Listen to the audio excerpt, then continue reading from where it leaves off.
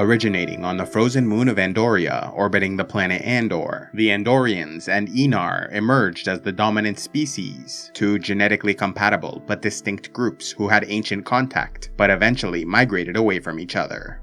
Pale-skinned with white hair, the Enar had no eyesight, but communicated and sensed their surroundings telepathically, making their home underground in the northern wastes, cutting themselves off from the outside world. The blue-skinned Andorians, who populated the rest of the planet, developed into a more social society, eventually uniting under the Andorian Empire, led by a Chancellor and Imperial Council. As communication between these two groups ceased, each came to view the other as mythological creatures from the past, until relations were re-established in the 22nd century. Known to be passionate, family-oriented, and militaristic, Andorians had a proud warrior culture that followed an honor code which obligated them to pay their debts, and could involve a duel to the death in the name of vengeance.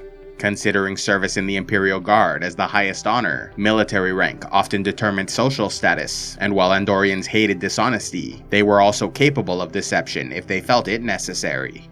Viewing males and females as entirely equal, marriages involved 4 people, with women displaying romantic interest by assaulting their prospective mate. Known as great warriors who were highly resistant to many environmental conditions, their bodies tired faster than other species like humans, and so could sometimes be defeated by prolonging a fight until they reached exhaustion. When an Andorian died in space, their friends and family often brought a piece of them back to Andoria, or else might bring their blood to the Wall of Heroes, a monument honoring those they deemed worthy.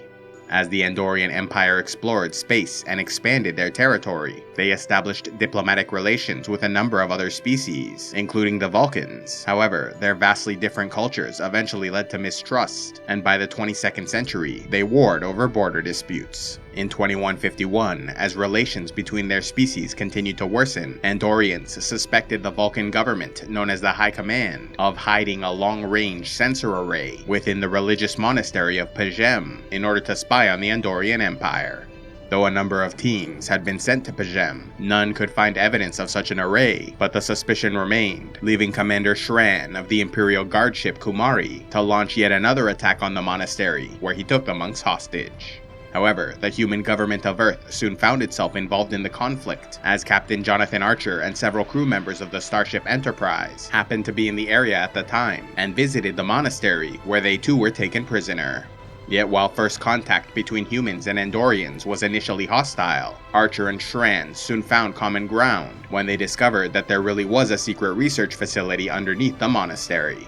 Though humans were allied with the Vulcans, Archer felt this deception was wrong, and so gave the Andorians all their sensor data about the installation, and while this damaged relations with the Vulcans, it created a foundation of trust and respect with the Andorians. After the attack on Pajem, Archer and Shran met once more during the Corridan Uprising, where Andorians were sent to help the rebel movement overthrow the Vulcan-allied government. However, Shran soon discovered that Archer was taken prisoner, and remembering his debt, led a rescue mission resulting in the death of a rebel leader to protect a Vulcan ship.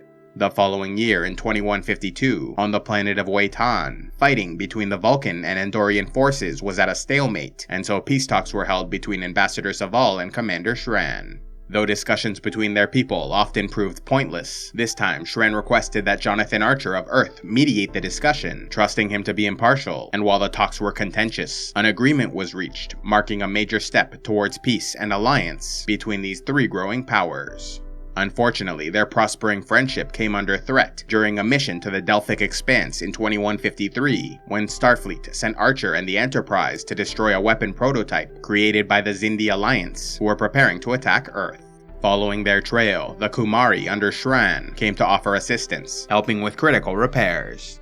Though they claimed they were merely aiding a would-be ally, in truth, they came to steal the prototype and bring it back to Andoria for study. However, when Archer learned of this betrayal, he was furious and activated a remote detonation system, which forced the Andorians to eject their prize before self-destruction. Though Shran was following orders, he felt guilty about deceiving his friend Archer, and so secretly sent the Enterprise all technical and tactical sensor readings they took from the weapon, which would end up helping them save Earth from a Xindi attack the following year, when Shran again arrived on the Kumari, but this time with the sole intention of helping humanity defend itself. Later in 2154, Valus of Vulcan High Command falsely claimed that Andoria was developing a weapon based on Xindi technology, and so launched an invasion of the Empire in response. However, Starfleet soon uncovered and exposed the truth, resulting in the arrest of Valus, ending the conflict. In addition, Vulcan High Command was disbanded, and a new government took power. With human, Vulcan, and Andorian relations improving, the Tellarites soon joined in on the discussion of a formal alliance, creating the potential of a new superpower in the area. Fearing this growing possibility, the Romulan Star Empire sent a team to pose as Tellarites to destroy the Andorian ship Kumari. Though Shran and other survivors wanted vengeance against the Tellarites, Captain Archer helped them discover that the Romulans were truly responsible, and so a conference was held on Earth in 2155 to discuss the formation of a coalition of planets to help defend against hostile aggressors. Worlds represented at this conference included Earth, Vulcan, Tellar, Andoria, Denobula, Rigel, Corridan, and a number of others. By 2156, relations between humans and Romulans grew worse, leading to the Earth-Romulan War, which lasted until 2160. However, humans were not alone in the fight, as their Vulcan, Andorian, and Tellarite allies came to their defense, defeating the Star Empire at the Battle of Charon. Seeing the benefits of working together, these worlds then formed the United Federation of Planets in 2161 to be governed by a Federation Council comprised of representatives from member worlds.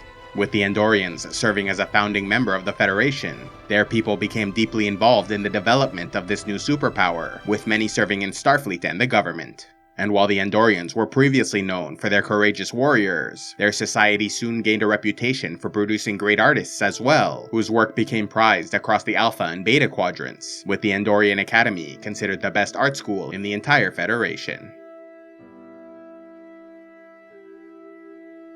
A special thanks to all those who contribute to CivilizationEx, like Darren of House Ashford, Checo the Clever, Sir Rice of the Dreadfort, and Soul Guide Medical. If you'd like to help CivilizationEx, click on the Patreon link, and please be sure to like, subscribe, and turn on notifications to see more.